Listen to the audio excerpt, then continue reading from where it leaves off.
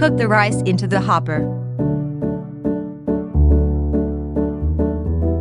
Make a lineup of Nigiri sushi balls quickly onto the turntable.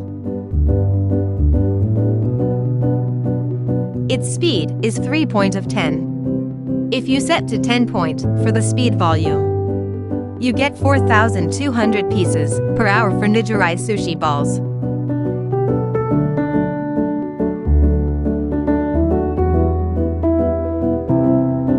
Make a boat shape for Nigiri sushi balls.